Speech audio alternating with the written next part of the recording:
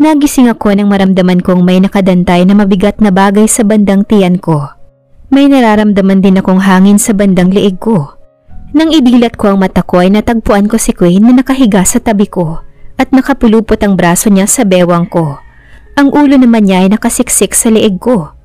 Napasinghap ako sa nakita ko. Hindi ko magawang gumalaw. Niyang magsalita ay hindi ko magawa. Huminga ako ng malalim at tiningnan siya. Mahimbing ang pagkakatulog niya. Hindi siya naghihilik at tahimik lamang siyang natutulog. I traced his forehead when he suddenly frowned. His hug on me tightened. He looked scared and I don't know why. After a couple of seconds, his breathing became even. I continued tracing his forehead down to his pointed nose. Pagkatapos ko siyang pagmasdan ay napagdesisyonan ko nang bumangon. Baka maabutan pa kami ng kung sino rito at ganito ang posisyon. Baka kung ano pang isipin sa aming dalawa. Hindi pa sumisikat ang araw, kaya ramdam ko pa ang sobrang lamig sa buong paligid.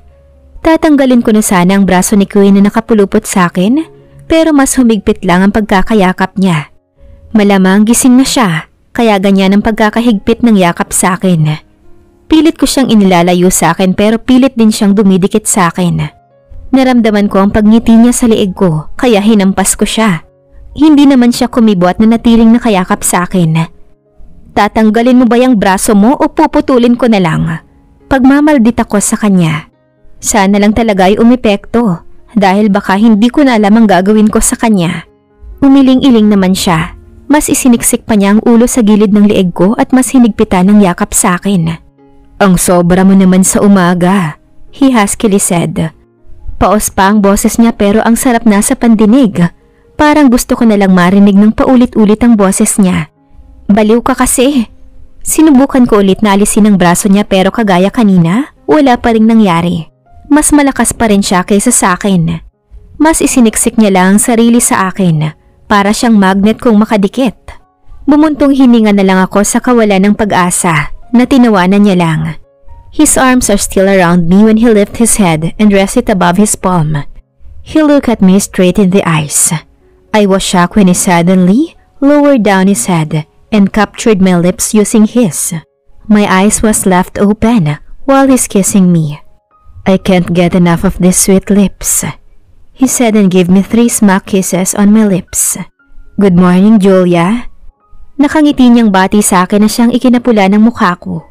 Nasa ibabaw niya pa rin ako at nakahawak pa rin siya sa bewang at likuran ko. I felt uncomfortable sitting on top of him while I was feeling that hard thing.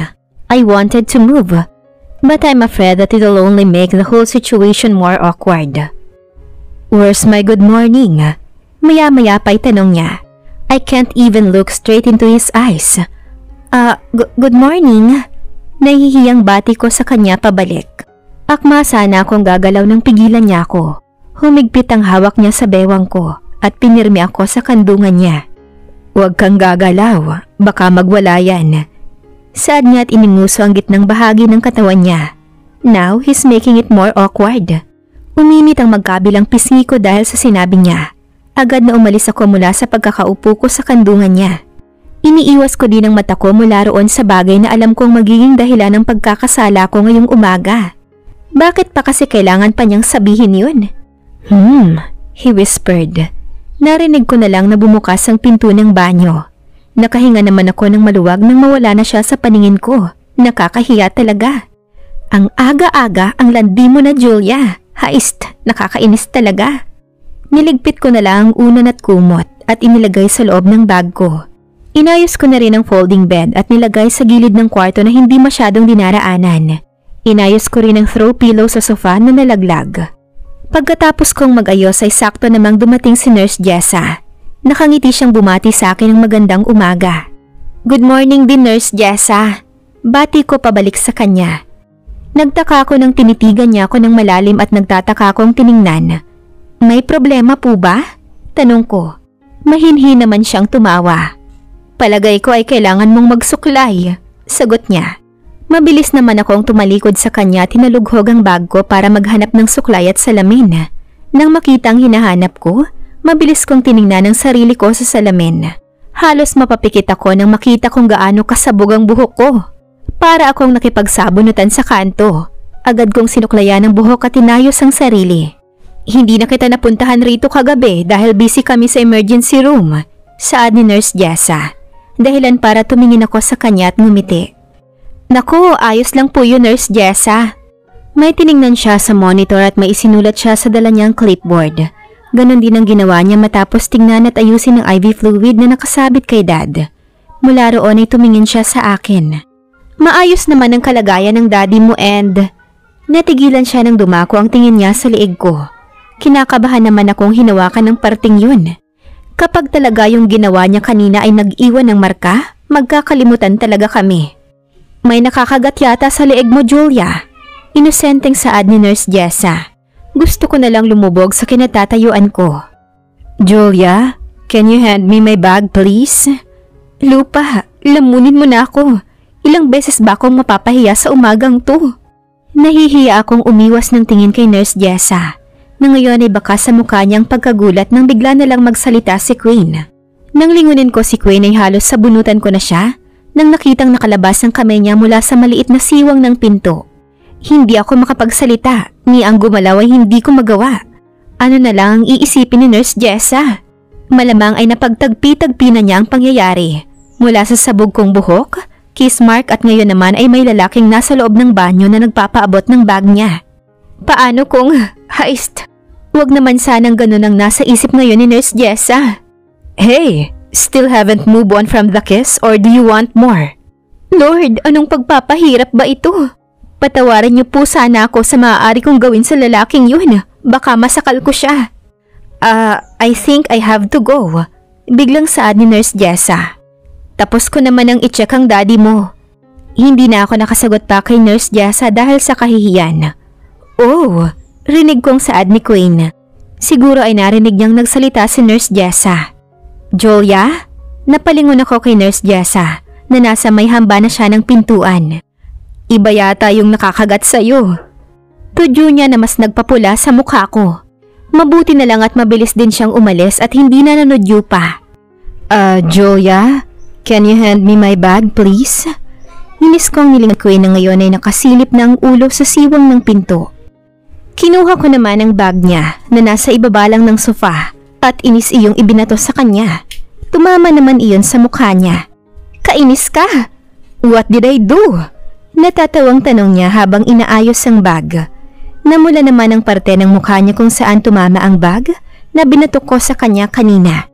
What did I do mo yung mukha mo? Nanggagalaiting sigaw ko sa kanya. The more na nagsasalita siya, mas lalong naguhumirentado ang puso ko sa galit. Nakakataas siya ng dugo. Ngumisi lang siya sa akin at muling pumasok sa CR. Dahil kung hindi ay baka nakulong na ako sa kasong pagtapos ng buhay dahil sa kanya. Sabay kaming kumain ni Queen ng agahan pagkatapos niyang maligo at pagkatapos ko ring maligo. Sabi niya ay may meeting siya mamayang 10 AM. Kaya baka hindi na siya makasabay sa akin mag-lunch na sobrang okay naman sa akin. Nakakainis talaga yung ginawa niya kanina. Hindi pa rin nawala sa isip ko yon kahit anong gawin ko. Ano na lang mukhang ihaharap ko kay Nurse Jessa. Hanggang ngayon ay nahihiya pa rin akong harapin si Nurse Jessa dahil sa nangyari kanina. Sa lahat ng pwede niyang madatnan ay yun pa talaga. Nakakainis din tong lalaking to. Walang pinipiling lugar, ang landi. Ito naman kasing lalaking to, ang yaman-yaman sa ospital pa naligo. Afford naman niya ang hotel. Bakit hindi na lang siya doon, di ba? Your stairs are hurting me, Julia. Saad ni Queen na ngayon ay nag-aayos ng sarili niya para sa meeting. Hindi ko na lang siya pinansin. Baka masakal ko na talaga siya. Baka magkatotoo pa yung iniisip kong makukulong ako nang wala sa oras dahil sa lalaking to. Can you do my tie? Mula sa pag-aayos ko sa kumot ni Dad ay napatingin ako sa kanya. Ang tanda mo na, hindi ka pa rin marunong? I'm only 27, Julia. I'm not that old. Mariing saad niya. Umirap naman ako bago lumapit. Don't roll your eyes on me, woman. Hindi ko siya pinansin at umirap ulit. Baka gusto mong patirikin ko yan.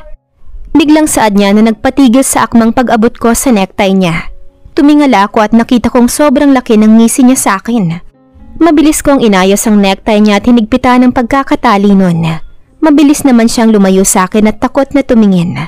You're impossible. Hindi makapaniwalang saad niya habang niluluwagan ng necktie. Ako naman ang napangisi. You're just tasting the dose of your own medicine, Queen. I cross my arms over my chest and raise my eyebrow on him. Say that again and you'll see. Banta ko.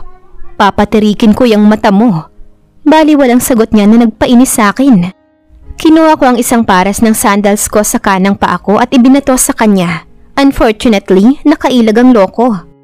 Habang tumatagal, nagiging mapanakit ka na. Reklamo niya habang nakakrus ang mga braso sa harapan ng mukha niya para protektahan ang sarili. Kinuha ko ang isa pang sandal at akmang ibabato na sana sa kanya nang biglang may kumatok. Pareho kaming napatingin sa pintuan bago ibinalik ulit ang tingin sa isa't isa. Buksan mo, utos ko sa kanya. Hindi naman siya makapaniwalang tumingin sa akin. Did you just... Goodness! Wala siyang nagawa kundi buksan ang pinto. Good morning, sir. Bati ng isang lalaki. Sisilip sana ako nang lingunin ako ni Queen. Bago pa man ako makapagtanong ay agad siyang lumabas at isinara ang pinto. Hindi rin nagtagal ay pumasok ulit siya sa loob ng kwarto at kinuha ang mga gamit niya. Nakita kong iniabot niya sa lalaking dumating kanina ang gamit niya. Nakasunod lang ako ng tingin sa bawat galaw niya. Uuwi na ako mamaya. Sad ko nang makitang hindi niya kinuha ang folding bed sa gilid. Tumingin muna siya sa akin bago niya kinuha ang folding bed at walang kahirap-hirap na binitbit iyon gamit ang isang kamay. You'll just text me, okay? Mariin niyang saad. Okay, sagot ko. I'm telling you, Julia. Nagbabanta niyang saad. Malamang ay dahil na naman to sa hindi ko pag-reply sa kanya kahapon. Oo nga, magre-reply ako kapag may load pa. Sagot ko. Tss! I'll give you then. Konting-konti na lang talaga, mapuputol na ang PC ng pasensya niya sa akin. Okay. Gotta go. Paalam niya. Hinatid ko na lang siya sa pintuan. Nagbabanta na naman siyang tumingin sa akin nung nasa labas na siya. Huwag ka nang lumaya sa meeting mo, magre-reply naman ako. Sad ko para makaalis na siya, baka this time malate na talaga siya. Hindi na rin naman siya nagprotesta pa at umalis na rin kasama yung lalaki na sa tingin ko ay sekretary niya. Nang makaalis na siya ay kinausap ko naman si Dad at kinuwento sa kanya si Queen kung anong ginagawa ng lalaking iyon dito maliban sa halik kanina. Kung totoong naririnig niya ang mga sinasabi ko, edi yari ako. Kinausap ko na lang si Dad hanggang sa mapagod ako kakasalita. Lumabas muna ako ng kwarto ni Dad at pumunta sa garden para magpahangin. Maraming iba't ibang klase ng bulaklak ang matatagpuan sa garden. May mga paru-paro rin. Nakaka-relax ang ganitong tanawin lalo na kung galing ka sa toxic na lugar kagaya ng ospital. I'm enjoying every second of relaxing in the garden when my phone suddenly vibrates. Nasa bulsa lang ng suot kong pantalon ng cellphone ko. Kinuha ko iyon at tiningnan kung sino ang nag-text. It says that I receive 1,000 worth of load. The heck? Pagkatapos kong basahin ang text ay nakatanggap naman ako ng text mula kay Queen. Queen, have you received the load? You can't make excuses now that I gave you 1,000 worth of it, Julia. Hindi pa man ako nakakapag-type para mag-reply, may bago na naman siyang text para sa akin. Queen, why aren't you replying? I'll ask my secretary to give you again. Bago pa man niya gawin ang binabalak niyang pagbibigay ulit ng load, mabilis akong nagtipa ng reply para sa kanya. Me, natanggap ko na yung load, salamat. Queen, ganyan ba talaga kayong mga babae kapag binibigyan ng load? Me, ano na namang problema mo? Ano na naman kayang problema ng lalaking to? Nakapagpasalamat nga ako, diba? Me, kung nagrereklamo ka kasi binigyan mo ako ng load, edi go, wala akong pake. Inis kong sinend ang reply ko sa kanya at tumingin sa harapan ko para pakalmahin ang sarili. Kahit kailan talaga siya ang nagpapataas ng dugo ko. Naramdaman ko ang nag-vibrate ang cellphone ko kaya hindi ko na lang yon pinansin at mas piniling patayin na lang iyon. Ilang minuto akong nanatili sa garden bago umalis roon at bumalik sa kwarto ni Dad. Dahil wala naman akong masyadong gagawin, natulog na lang ako sa sofa. Pagkagising ko ay medyo madilim na sa labas. Nagugutom na rin ako. Naalala kong hindi pala ako nakapag-lunch bago matulog. I stood up and picked up my bags. Lumapit muna ako kay Daddy at inayos ang kumot niya bago lumabas ng kwarto at umalis ng ospital. Nurse Jessa wasn't around. Siguro ay nagpapahinga iyon kung saan. Bumili lang ako ng mainit na ulam at kanin sa malapit na karinderya bago umuwi sa apartment.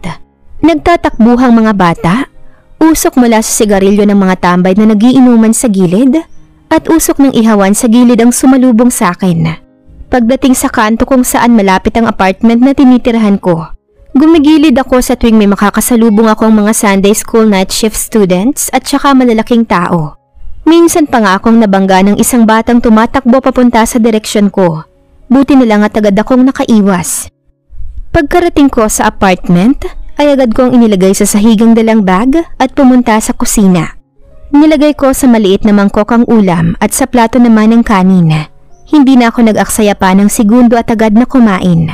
Hindi pa ako tapos kumain nang may biglang kumatok sa pintuan. Uminom muna ako ng tubig bago tumayo at naghugas ng kamay. Pagkabukas ko ng pinto, bumungad sa akin ang galit na mukha ni Queen. Hindi pa man ako nakapagsasalita. Agad siyang pumasok sa apartment at sinunggaban ako ng halik. Malalim ang bawat halik niya at puno ng galit. Mahigpit niyang hinawakan ang mukha ko at madiing hinahalikan. Nawawala na ako ng hangin. Pero mukhang wala siyang planong tantanan ng labi ko. I took a deep breath after he let go of my lips. "That's for not replying to any of my messages." Wika niya. Muli niya akong hinalikan. "That's for making me worried." Muli niya akong hinalikan. Mas malalim roon sa pangalawa. "And that's for making me crazy, woman." And he gave me another kiss. More passionate and rough at the same time. Sa sumunod na araw, nagising ako dahil sa narinig na magkasunod na katok sa pintuan. Gusto ko pa sanang matulog. Pero mukhang apurado ang kung sino mang kumakatok sa pintuan ng apartment ko at hindi na makapaghintay. Nakapikit pa ako at wala sa sariling bumangon sa kama. Inayos ko lang ang buhok ko at ang suot na pantulog. Bago lumabas ng kwarto at naglakad papunta sa sala. Ayun, after I opened the front door of the apartment, kinusot-kusot ko pa ang mga mata ko. Pagkatapos ay wala sa sariling tiningnan kung sino ang dumating. "Good morning." Wala sa sariling bati ko sa tao na nasa harapan ko ngayon. May mga panahon talaga na hindi lang yung buhok ko ang sabog sa umaga, pati utak ko. Hindi ko nga alam kung bakit bumati ako ng magandang umaga eh. Basta bigla na lang akong nagsalita. Smiling Queen Golliver welcomed me the moment my vision got clear. Wearing a simple gray polo shirt, cargo shorts, white shoes and a black sunglasses. His perfume lingers inside my nose, and he really smelled nice. He leaned down my face and swiftly kissed my cheeks. "Good morning." Bati niya sa akin habang nakangiti pa rin. Tinanggal niya ang suot na salamin at sinabit sa kwelyo ng polo niya bago ulit tumingin sa akin. Dahil sa distansya naming dalawa, naaamoy ko ang mabango at minti niyang hininga. Nang matanto ko ang sitwasyon, mabilis akong lumayo sa kanya at tinakpan ang bibig ko. Hindi ko alam kung bakit ko ginawa yun. Basta ang importante ay makalayo ako sa kanya.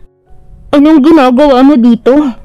Tanong ko sa kanya, nang hindi pa rin tinatanggal ang kamay kong nakatakip sa bibig ko. Kinakabahan ako baka maamoy niya ang hininga ko habang nagsasalita ako sa kanya. Heist. "Breakfast?" Aniya at itinaas niya ang kanan niyang kamay. May bitbit siyang isang paper bag. And my stomach suddenly crumbled the moment its aroma reached my sense of smell. Nagugutom ako sa dala niyang pagkain. At matatakam pero hindi ko yun pinahalata sa kanya. "Wala ka bang lamesa sa inyo at dito ka pa kakain?" Pagtataray ko para hindi niya mapansin ang panginig ng mga mata ko sa pagkaing dala niya. "Come on, Julia. I know you're hungry." Imbes ay sagot niya sa akin. Pumasok siya sa loob ng apartment at inakbayan ako. Lumingon ako sa likuran at nakita kong itinulak niya ang pinto para maisara iyon gamit ang isa niyang paa. "Tamad mo?" Saad ko sa kanya na tinawanan niya lang. Napasimangot naman ako sa inasta niya pero hinayaan ko na lang. Nang makapasok kami sa kusina, nilagay niya sa ibabaw ng lamesa ang paper bag. Tumalikod siya sa akin at kumuha siya ng 2 plato at 2 pares ng kutsara at tinidor. Siya lang ang gumagalaw at gumagawa ng lahat habang ako ay nanonood lang sa ginagawa niya. Parang ang dito siya nakatira. Alam niya kung saan nakalagay ang mga gamit sa kusina. Ilang beses lang naman siyang nagawi rito. Pero memoryado na niya kung saan nakalagay ang mga gamit ko dito sa kusina. "Eat up," saad niya matapos lagyan ng pagkain ng plato ko. Tiningnan ko naman siya na ngayon ay naglalagay naman ng pagkain sa sarili niyang plato.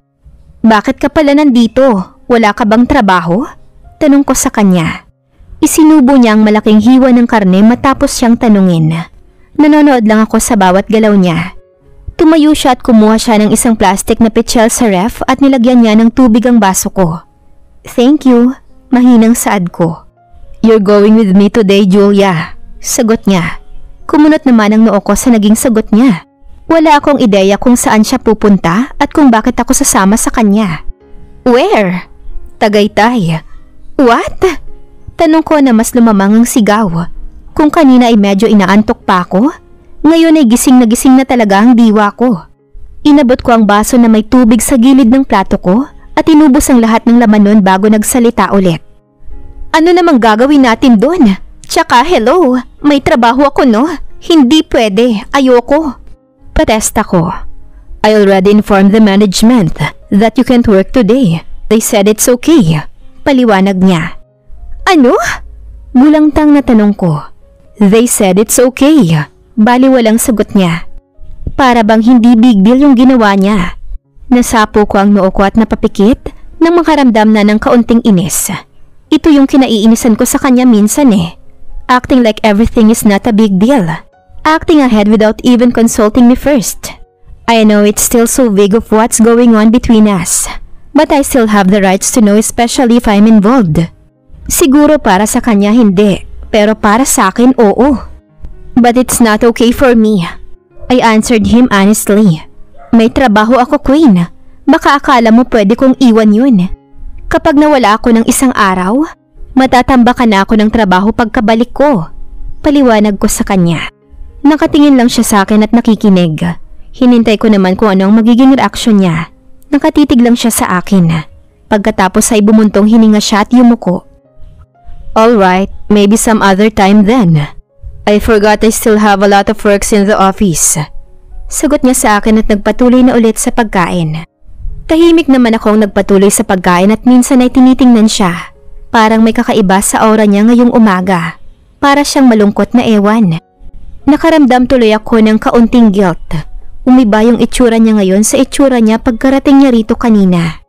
Nagpatuloy ang katahimikan sa aming dalawa hanggang sa matapos kaming kumain. Akmang liligpitin na niya ang pinagkainan naming dalawa nang pigilan ko siya. Ako na. Saad ko at kinuha mula sa kanyang hawak na kubyertos. Akala ko ay pipigilan niya ako, pero ibinigay niya sa akin ng kubyertos at hinayaan ako. Tahimik siyang lumabas ng kusina nang hindi man lang lumilingon sa akin. Pagkatapos kong magligpit at hugasan ng pinagkainan namin, nadatnan ko siya sa sala na may kausap sa cellphone niya. Nakatalikod siya sa akin at nakalagay sa bewang niya ang kaliwa niyang kamay, habang ang kanan naman ay nakahawak sa cellphone.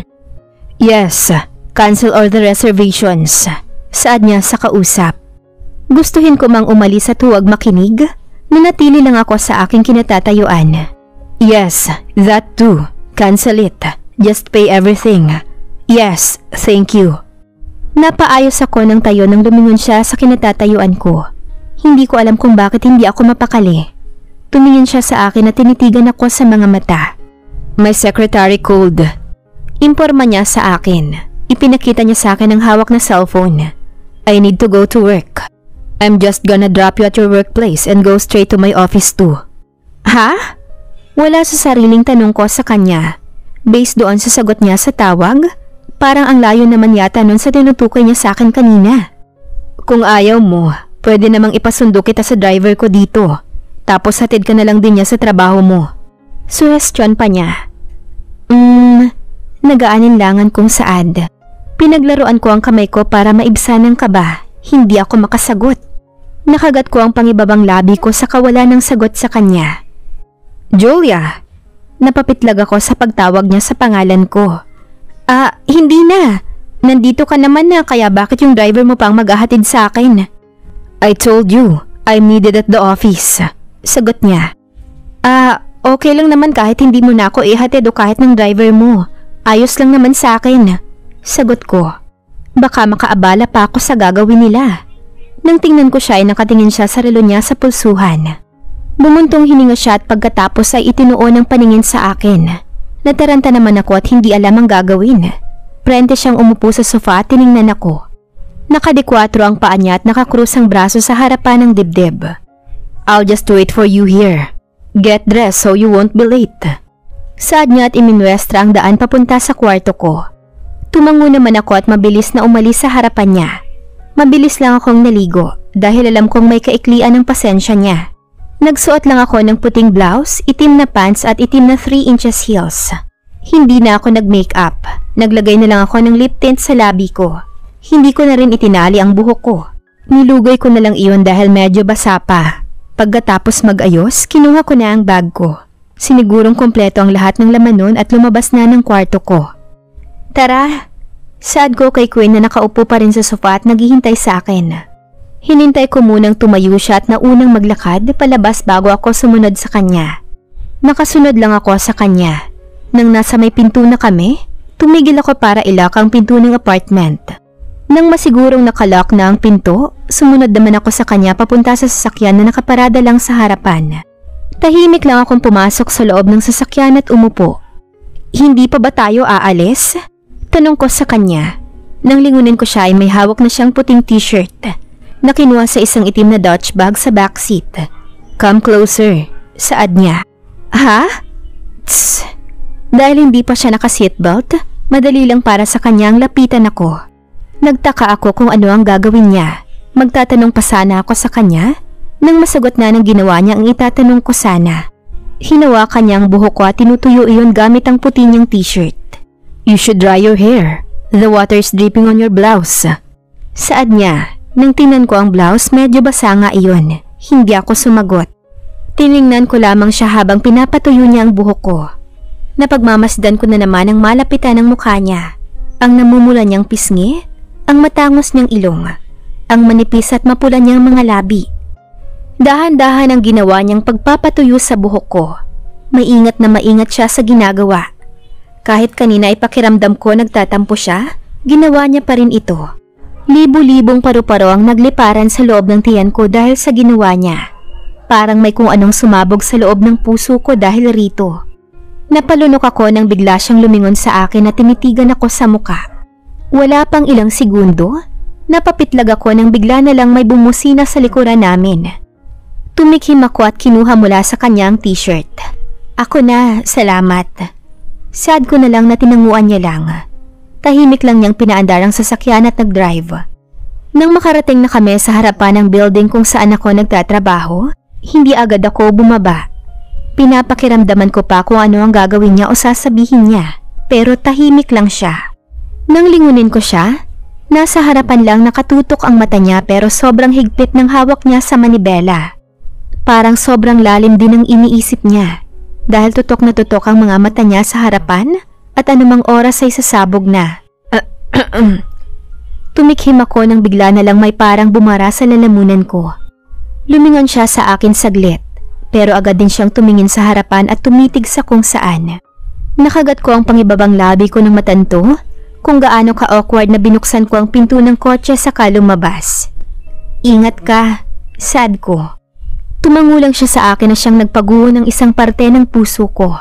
Kahit naguguluhan at nasasaktan sa ginawa niya, isinara ko na lang ang pinto. Lumayo ako ng konti para makadaan siya at makaalis na. Pinagmasdan kong lumayo ang sasakyan niya mula sa kinatatayuan ko nang paanda rin niya yon paalis.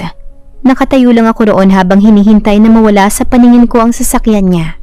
He's acting weird and it's bothering me. Big time. Like what I always do every time something's bothering me, I just focus on my work. Minsan nagkakamali ako sa mga ginagawa ko dahil sa kalutangan. Hindi ko alam kung ilang beses kong inulit ang isang page bago ako natapos. Nang mag-lunch, napagdesisyonan kong kumain na lang sa karinderya na malapit. Nanliit ang mga mata ko nang may nakita akong pamilyar na tao pagkalabas ko ng building, kumakaway sa akin.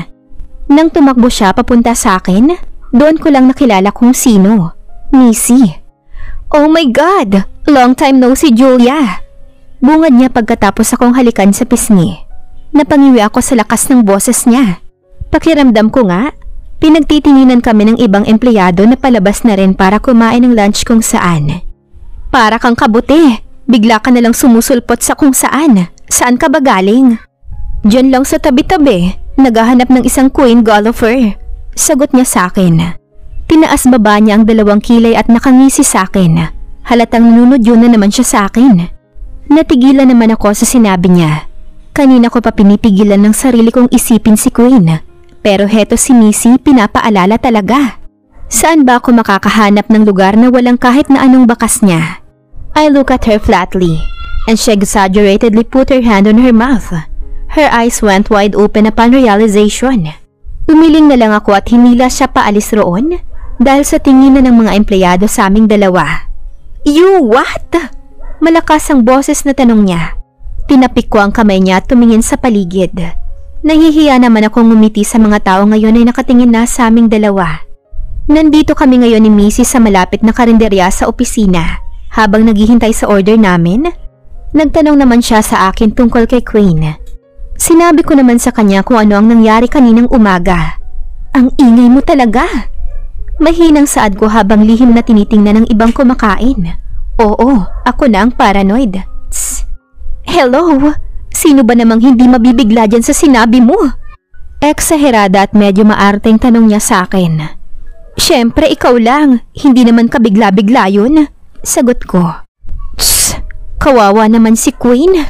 Saad niya. Kumunot naman ang noo ko. Naglalambing sa'yo kaya gusto magtagaytay. Sagot niya. Seriously? Sino ba talagang kaibigan nito? Parang kailan lang sila nagkakilala. May trabaho ako, no? Depensa ko naman sa sarili. Tsaka totoo naman yung mga sinabi ko sa kanya kanina. At isa pa, hindi niya sinabi sa akin kung bakit kami pupunta sa Tagaytay. Biglaan pa. May trabaho rin naman yung tao. Mas malaki pa nga yung responsibilidad nun sa trabaho kaysa sa'yo. Pero niyaya ka pa rin. Sagot niya na nagpatahimik sa akin. Guilt tripping ba to? Napatingin ako kay Missy na pinagtaasan lang ako ng kilay. Nawala sa kanyang atensyon ko nang dumating na ang mga pagkain. Tinulungan ko ang waiter na ilagay ang mga pagkain sa mesa, habang si Missy naman ay busy sa cellphone niya. Hoy, mamaya na yan. Kumain muna tayo. Saad ko. Tumigil naman siya kaka-cellphone at inilapag iyon sa ibabaw ng mesa. Habang kumakain, nagkukwento naman si Missy tungkol sa pamilya niya. Sobrang random niyang magkwento. Mula sa pamilya, umabot kami sa politika at gobyerno. Nako, dapat talaga tinatanggal na yung mga korap sa gobyerno. Kaya hindi umuunlad ang Pilipinas eh. Saad niya habang nakatutok na naman sa cellphone ang mga mata. Tapos na kaming kumain pero hindi pa rin siya tapos sa mga pinagsasabi niya. Nakikinig lang din naman ako sa kanya at paminsan-minsan ay nagsasabi ng sariling opinyon. Uminom ako ng soft drinks nang bigla na lang siyang tumigil sa pagsasalita at suminghap. Nalunok ko naman kaagad ang ininom kong soft drink dahil sa reaksyon niya. Muntikan pa akong mabilaukan dahil sa reaksyon ng babaeng to. Gaga ka! Saad niya na may kasama pa talagang paghampas. Bakit? Nagtataka kong tanong. Hinimas ko ang braso kong hinampas niya ng malakas. Ang sarap mong sabunutan. Bakit nga? Tanong ko. Kinakabahan ako sa mga pinagsasabi ng babaeng to. Kaya pala nagyaya ng Tagaytay yung tao. Saad niya sa akin pagkatapos ay binalik ang tingin sa cellphone at nag-scroll. Mabilis na tumibok yung puso ko dahil sa kaba. Ha? Bakit? Nagtataka kong tanong sa kanya. Nang hindi siya sumagot, inagaw ko ang cellphone niya at tiningnan iyon. Natigilan ako sa nakitang mga post. Birthday ni Queen ngayon. Saad niya. Napatingin naman ako sa kanya. Tss, hindi mo alam no? Tumango ako. Hindi niya naman sinabi sa akin. Sagot ko. Nahihiya siguro yon kaya yung lugar na lang ang sinabi niya. Sagot niya sa akin. Ibinalik ko ang tingin sa cellphone niya at tiningnan ang mga post tungkol sa birthday niya. May mga post tungkol sa birthday niya last year at kung sino ang mga kasama niya. O ano, sisi ka? Tanong niya pero hindi ako sumagot. Nagbabasa ako ng mga comments ng mga fans niya. Hoy, akin na nga yan. Inagaw niya ang cellphone mula sa akin. Baka hindi ko pa man natatapos ang sasabihin ko, pinutol na niya agad iyon. Ikaw ang niyaya. Kailan pa naging Julia si Phoebe? Kahit hindi pa ako nagsasalita, alam na niya kaagad kung anong tumatakbo sa isipan ko ngayon. Hinawakan niya ang kamay ko at tiningnan ako sa mga mata. Julia, magtapat ka nga sa akin. Are you falling for him or you already did?